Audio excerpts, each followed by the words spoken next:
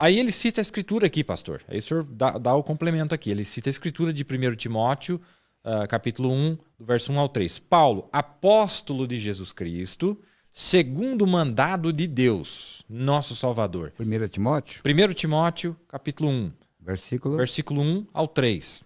1 ao 3. Isto. Paulo, apóstolo de Jesus Cristo, segundo o mandado de Deus, nosso Salvador, e do Senhor Jesus Cristo, esperança nossa. A Timóteo, meu verdadeiro filho na fé. Graça, misericórdia e paz da parte de nosso Pai e da de Cristo Jesus, nosso Senhor, como te roguei quando parti para a Macedônia, que ficasses em Éfeso. Olha só. Está estabelecendo ele. Falou, você fica lá, eu comecei a obra lá, fiquei 3 anos lá, mas agora você fica lá, como pastor daquela igreja, e como bispo. Quer dizer, você tem que continuar a obra e fazer como eu fiz. Eu comecei ela, então vá nas regiões próximas, com os teus homens que você tiver na igreja e aumenta esse trabalho, multiplica esse trabalho. Então Paulo era o apóstolo, Timóteo era o bispo e os outros ministros que Timóteo levantavam eram os pastores, sim, que também poderiam se tornar bispos ou até mesmo apóstolos, sim, ao sair em outras regiões mais longínquas, diríamos, não é? Não é bonito? Não é maravilhoso? Isso aqui é, para completar isso aqui, Paulo também, o apóstolo São Paulo, porque se nós vamos falar de apóstolo, quem é o modelo?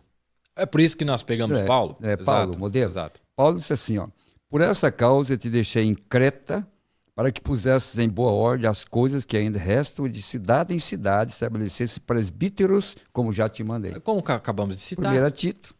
Ele falando para Tito, né? Falando para Tito. Replicando aqui o mesmo modelo, mesmo regime de funcionamento, né? Agora, o que acontece? Se essa obra, esse ministério quíntuplo, não tem uma unidade entre os ministérios, perfeito, como que nós teremos uma obra perfeita? Pastor, deixa eu fazer um comentário aqui. E eu vou ler algo aqui que eu acredito que é muito pertinente. É que se nós fugirmos desse modelo, nós vamos ter problema. Quando você tenta pegar um homem de fora e trazer ele para te ajudar, sem você conhecer e ter trabalhado com ele, sem ter dado tempo, eu vou ler aqui, vai dar problema. Tem que ser o de casa, levanta. Por isso, como diz Abraão, tinha os homens da sua própria casa. Tanto que Paulo não abandonava a igreja até que ele soubesse que esse homem realmente reunisse as condições que poderia... porque ele encontrou, por exemplo, Apolo, que não era um convertido seu. Mas quando ele encontrou Apolo naquelas condições, ele pôde ver em Apolo, porque inclusive o Moranda fala, né? Apolo foi pregador da igreja de Éfeso, foi o primeiro pregador. Foi justamente a correção que ele deu a Pedro.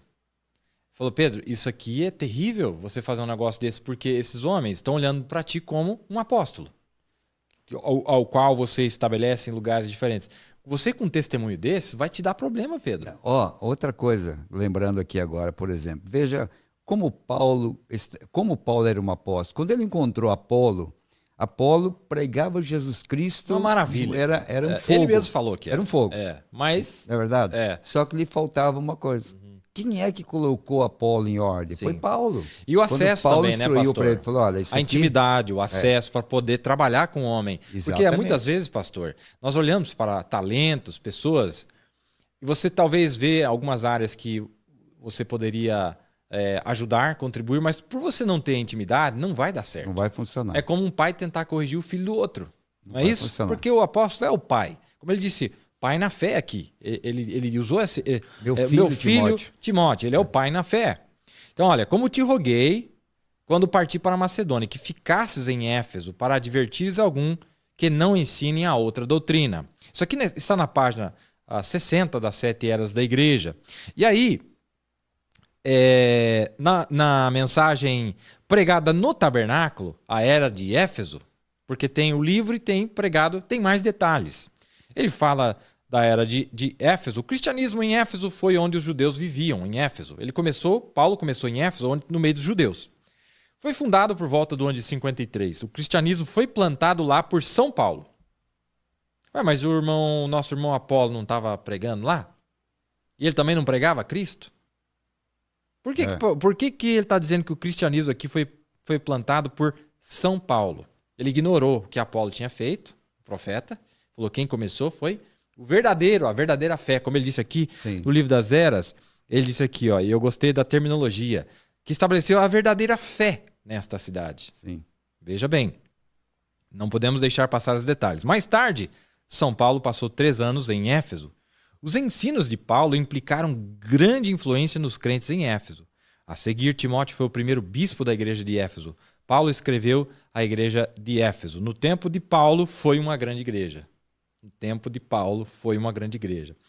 Éfeso, o próprio nome significa relaxada, desviada, chamada por Deus, a igreja desviada. Deus reconheceu suas primeiras obras, seu labor, sua paciência, mas Deus repreendeu a maneira deles viverem, deixando o primeiro amor e se desviando, e não mais dando luz. Éfeso não foi uma igreja enganada.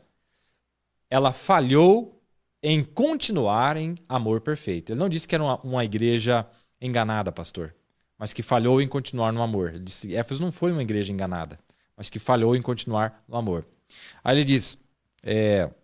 Interessante, voltando a esse isso aqui está na era de Éfeso. Interessante Obrigado. falar nesse assunto, porque se você ler primeiro, Atos 19, nós encontramos que Apolo foi um dos 12 da igreja de Éfeso.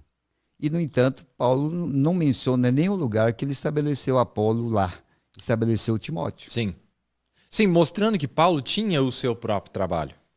E ele não condenou o trabalho de Apolo. Ele não disse que ele era falso, ele não disse que ele não era verdadeiro, mas que ele estava olhando... Porque como nós vimos, pastor, o padrão é Paulo. Ele é o padrão. Ele é o perfeito padrão, é a chave para o verdadeiro ministério, que é o que nós galgamos, é o que nós queremos.